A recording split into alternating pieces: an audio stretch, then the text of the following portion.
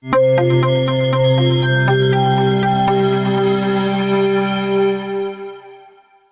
have talked about retention and stability as objectives of impression making, and we would now be talking about support.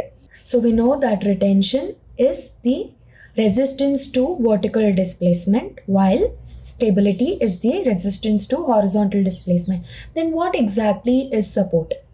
Support is also resistance to displacement in vertical direction, but here what is very important to understand is that it is forces that will be acting towards the seating surface. In resistance, it was against, okay, for the removal, but here it is towards. So this is one basic difference between retention and support. Retention is away from the tissue or away from the path of insertion, while support is forces that act towards the basal seat. Now we know that if you want to maximize support, what you need is sufficient surface area. It needs to be loaded selectively. You cannot exert pressure on every area.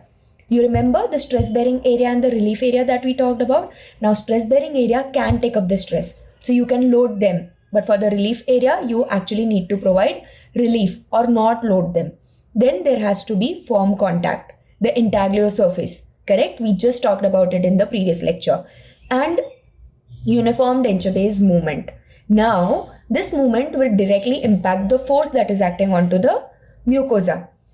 Now, one thing that we know about stress is that stress can be denoted by a formula that is force upon area. So we can say that stress and area are opposing or inversely related to each other. Hence, I would want my denture base to have broadest denture bearing area such that the stress that is acting per unit area is minimized. That is nothing but the snowshoe effect. And this will also ensure that the tissue displacement is least, and at the same time the denture base movement is also minimized. Now, supporting areas. We have already talked about the primary stress bearing area and the secondary stress bearing area. If you're still confused, you can go back to the video and check out what are these areas. Talking about the nature of supporting tissues. So we know that it is the hard and soft tissue that come in contact with the denture base. The hard tissue should actually be resistant to the pressure induced remodeling. More the pressure, more will be the resorption of the bone. Now, is this desirable? No, it is not. So if at all it becomes resistant to the movement, then what is going to happen? It will eventually lead to lesser base movement. At the same time, soft tissue will not be overly loaded and hence the health will be preserved, and the long-term resorption that we were supposed to anticipate will also be reduced. Talking about the soft tissue. Now we have been talking how we want the soft tissues to be firm and resilient, right?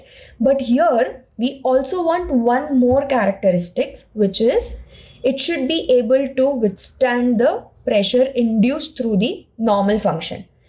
Overfunction will always lead to resorption, but that shouldn't be the case that minimal function has happened and the soft tissue has become displaceable or mobile. Hence, it is the keratinization that will come into picture here.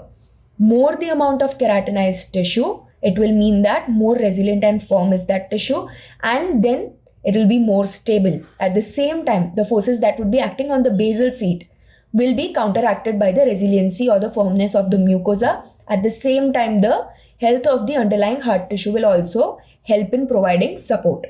Now, when we talk about the bone factor, one of the determinant of the bone factor is the previous bone response. Now, bone could have responded to the pressure in two forms. Okay, either we would have had the favorable outcome or it would have been traumatic to the tissue.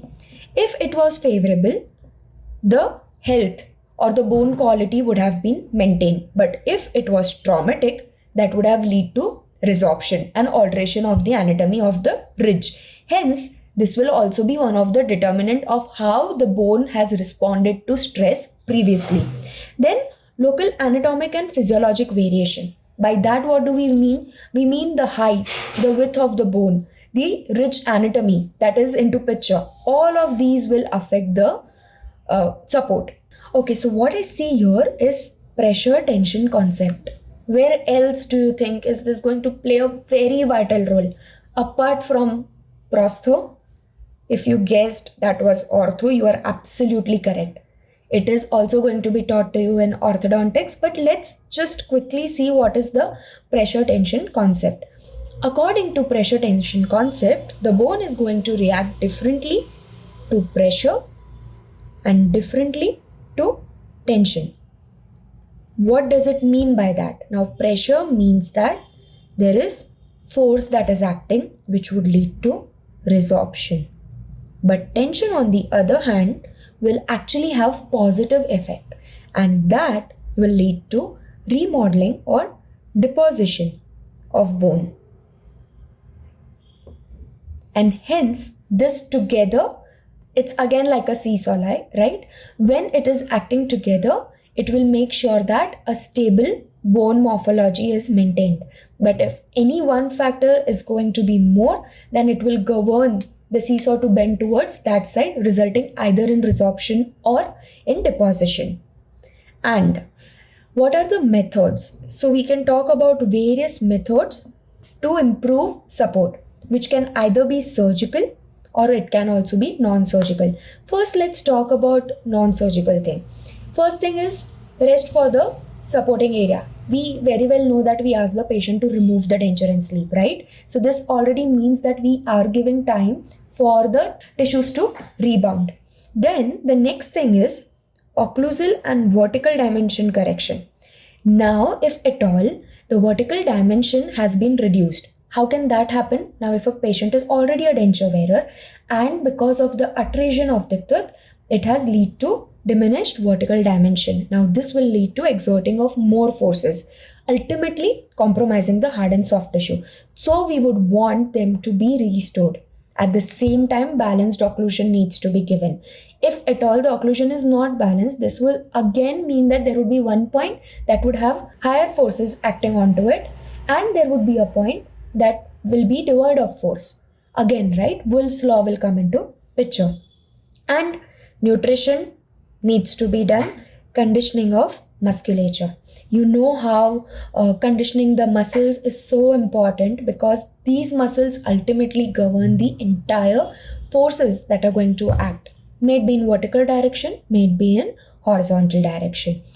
If at all these non-surgical methods are not so favorable for us or does not give the desirable result, what is the next option?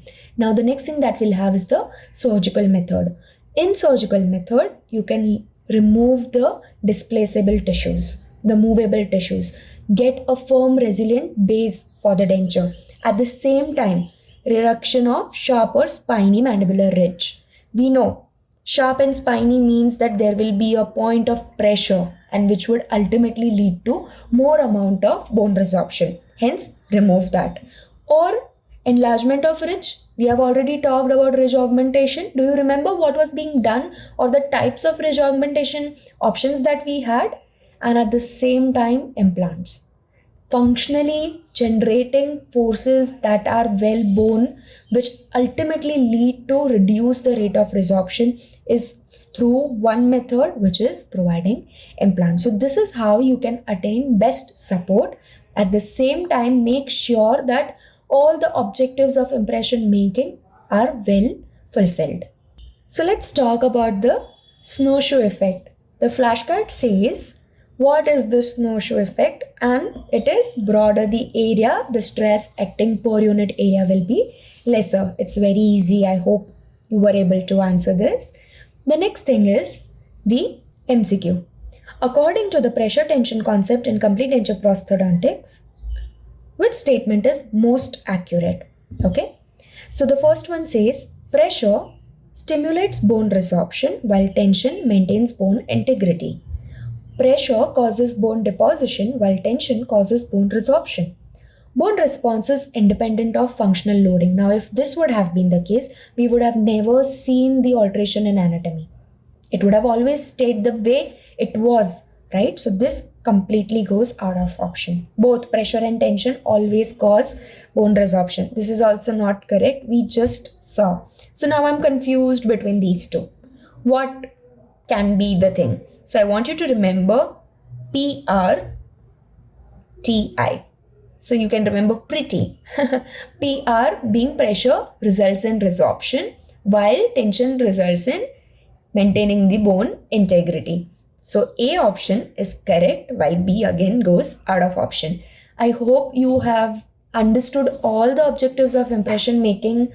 You can expect a very long answer out of this. Define impression, write and enumerate the objectives of impression making, and write about retention, write about stability, what are the factors that play a role in support. So stress bearing area can be incorporated as a part of answer, and this is how you would answer the entire thing. So I hope it was easy for you to understand. Don't forget to like, share and subscribe. At the same time, go watch the next video, and don't forget to solve more MCQs and flashcards.